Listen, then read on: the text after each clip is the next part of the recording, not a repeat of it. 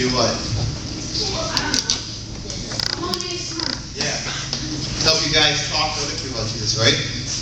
Alright, well I got a story for you guys. How many of you have ever left church where they said, go talk to someone about Jesus, and you've been like, yeah, let's go do it. Or you see a friend that's going through a tough time. Like you can see that they've been going through some stuff with their family, or like they had a tough time at a sport event or something like that. Well, you can be like, okay, I'm going to go talk to them. But then you go up to them almost and you don't really say it. You get a little afraid about it.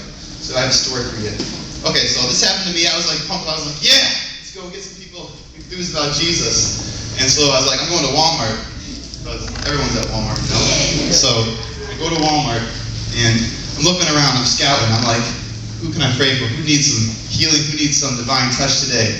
And so I find this guy. He's in like this, those electric chairs. The ones that go,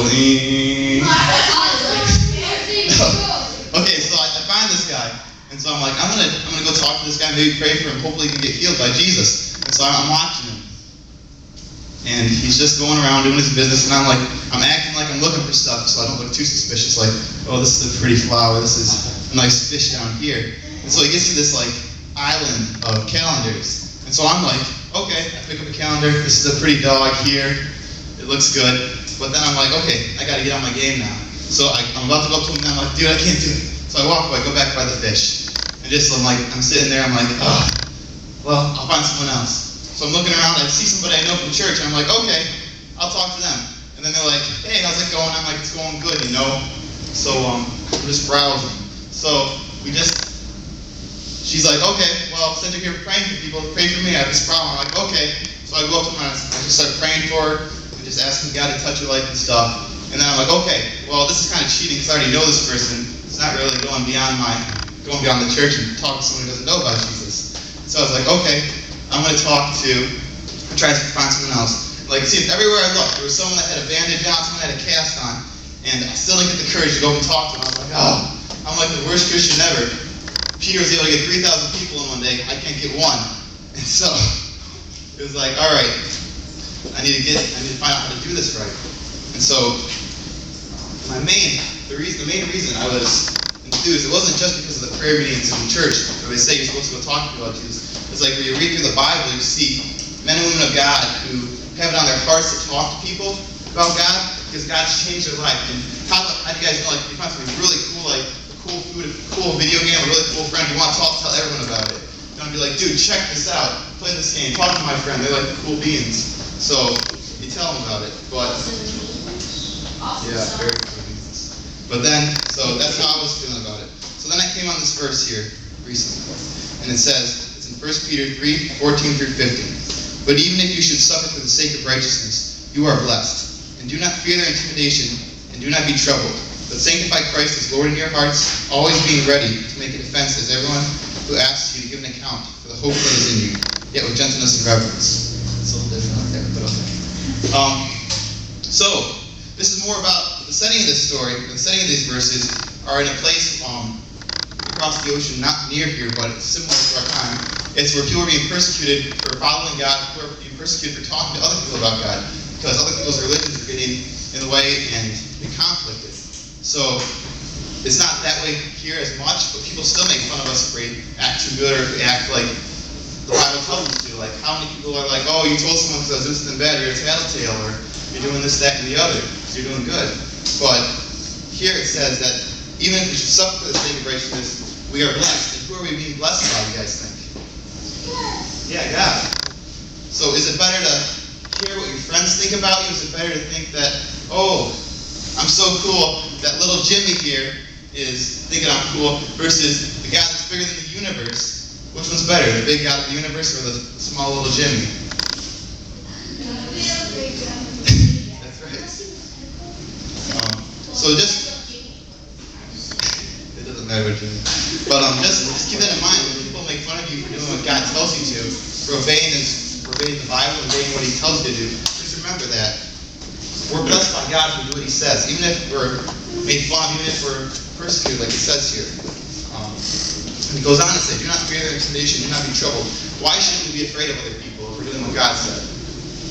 Because they're annoying. Well, not really. Because God is going to be, if we're on God's side, that means that we have the God of the universe on our side, the huge God. We don't have to worry about someone that's smaller than God, because if we're on God's side, He's going to take care of us. He's going to be our shield. He's going to be our strength. And so if He's our strength, then we don't have to worry about people that are smaller than us, pretty much. And then it goes on.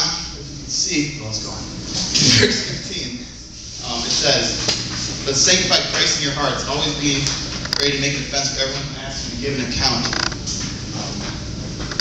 for the hope that is in you." So just remember that the greatest way, I think, to evangelize sometimes is just to tell people your story. If you see someone who's going through a hard time with their family, like their parents told them to do stuff, and they're like, "Man, I don't want to do it. I just want to do my own thing." Just remember that you can tell them how maybe God's changed your life, how God has, when you were doing stuff against your parents, how it was you're always angry, you're always depressed or something like that. But then when you start doing God's plan, you had hope in your life, you had joy, stuff like that, stuff that is that changed you. That really speaks to other people, because most people can relate to what other people say. So just remember that, keep your testimony in mind, and it always helps to think about it beforehand. You guys all know your story, but there's so much of it, it's hard to tell people in 5 minutes or something. You can be like, "I know God's done this in my life," but it might not come to you unless you kind of rehearse it beforehand before you talk to somebody. So that's always good. And then you might be like, "What's the point of even doing this? Why should I even tell anyone about Jesus? Why don't I just keep it to myself?" Well, because God tells us to in Matthew 28 and 19 through 20, it says, "Go therefore and make disciples of all nations, baptizing them in the name of the Father, and of the Son, and of the Holy Spirit, teaching them to observe all that I commanded you. And lo, I'm with you always, even to the end of the age." So God's saying here, it's not good enough just for people to just act good by yourself, just to keep Jesus inside you. We actually are supposed to go and talk to people about Jesus. We're supposed to go to that friend who we know is going through a tough time, or even who we don't know. We can see that, let's say someone's at the library. You can see that they're going through a tough time. They're sitting all alone. You can go talk to them. Be like, "What's up, man? How's it going?"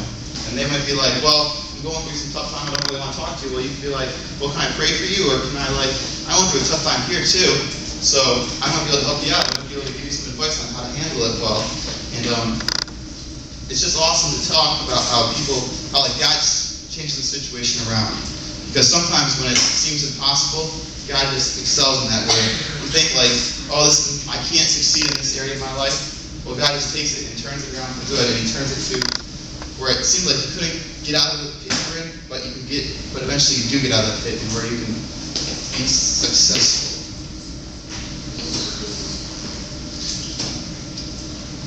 And I think it's cool that it says, "even to the end of the age," which means at the end of the age, God's not going to leave you. So let's say you decide to be strong for God one day, He's not going to leave you the next day.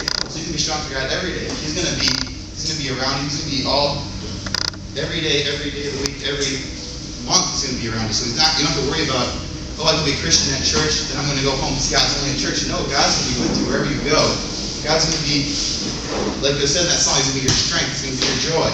So you just remember that when you're talking to people, that even though they may make fun of you at school or whatever, God's still with you, and God's definitely bigger than them. And it's also, like we were talking about that song, how Michael asked, "You guys are looking forward to going to heaven." Well, how do you think God's going to, when you get to go up there and talk to God, you think He's going to be like, "Oh yeah, man, I really like that you were cool that one day while you didn't talk about me"? Or do you think it's going to be like, "Yeah, you did talk about me, and even though they made fun of you, that's cooler to me because God knows your troubles, He knows your pains, He knows things that you go through, even though no one else might not know it. But He knows if you just still, even though it's tough, you go with Him. Even though no one else in your school might believe in God, you still believe in God, and you still tell Him that He loves them and He loves your family and everything like that.